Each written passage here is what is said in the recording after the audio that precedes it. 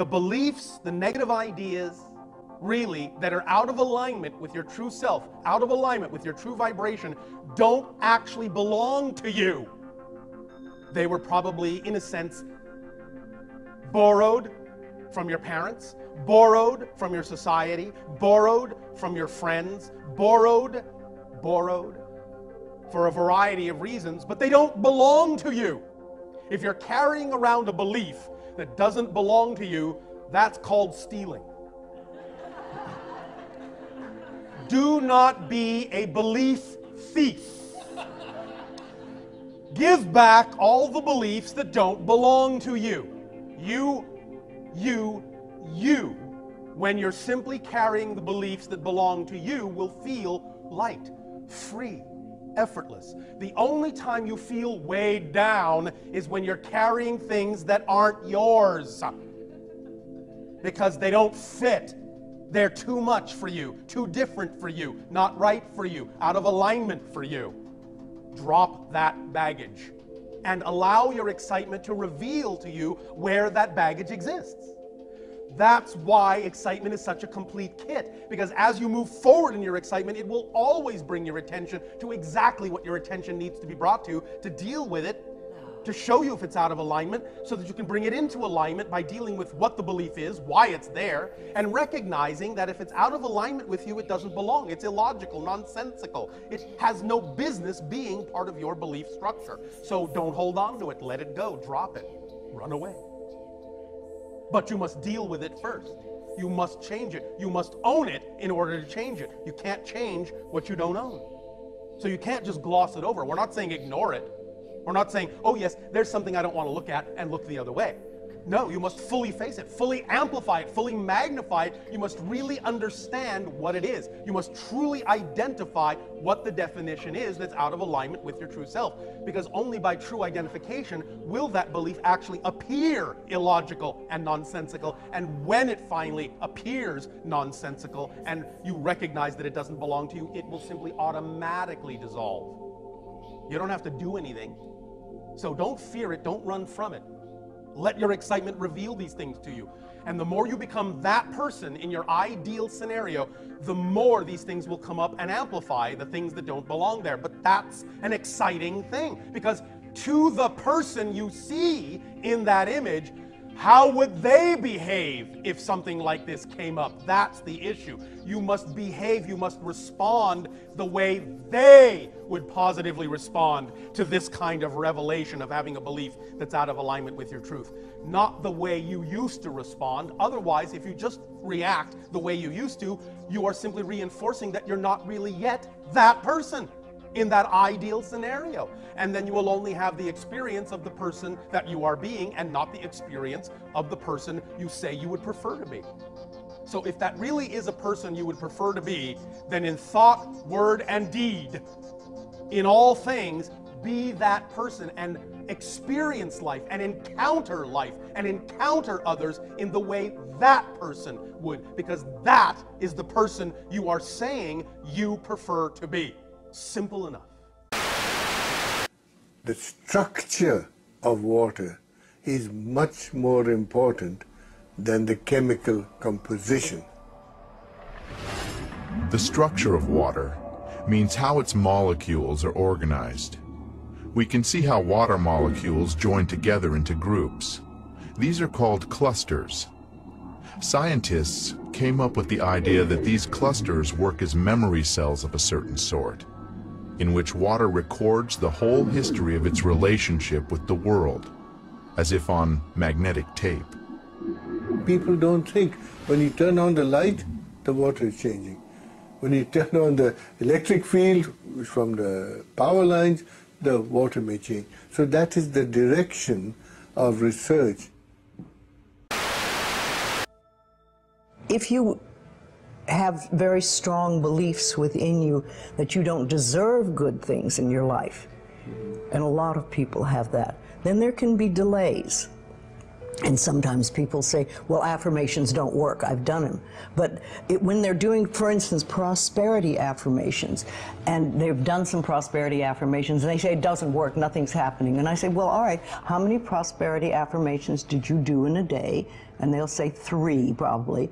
And they say, all right, how many poverty affirmations did you do this day? And that could be 300, depending on where you're coming from and what is running through your mind. See, I have this, one of my thoughts about life is that only good lies before me. And I've been saying this for many years.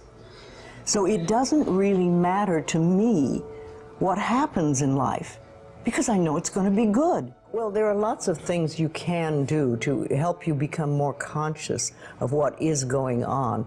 And because so many of our belief systems really are unconscious or subconscious, we're not aware of them. They're just things that were bred into us as we were children, is to take a little time to figure out what they are. And I always say a really good exercise is to take a big sheet of paper and write on top of it, say, what I think about men. And then another one, what I think about women, what do I think about money, what do I think about any subject you can think of.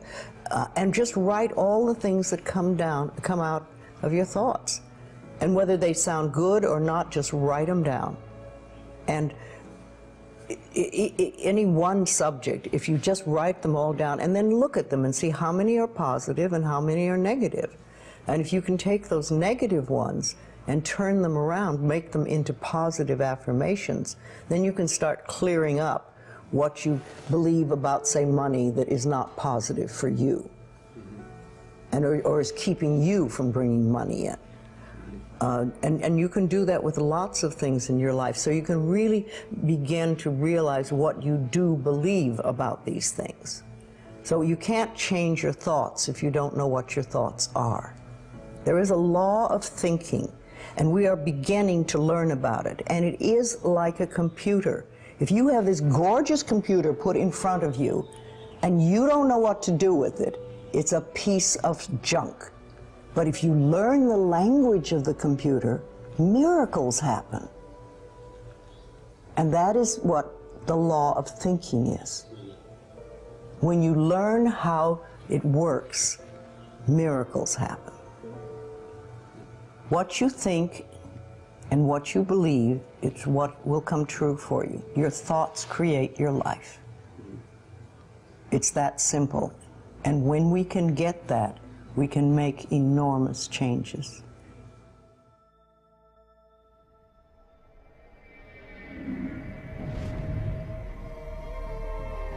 There is good and there is evil, right and wrong, heroes and villains. And if we're blessed with wisdom, then there are glimpses between the cracks of each where light streams through.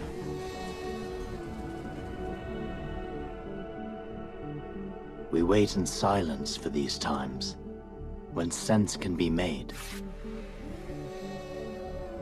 when meaningless existence comes into focus and our purpose presents itself.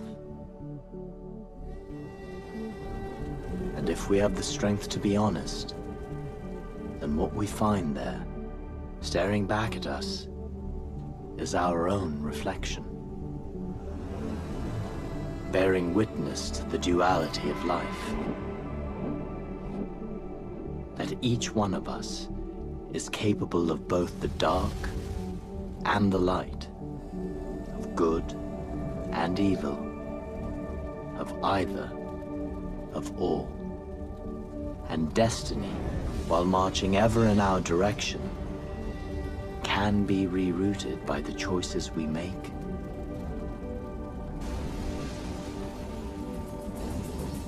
By the love we hold on to, and the promises we keep.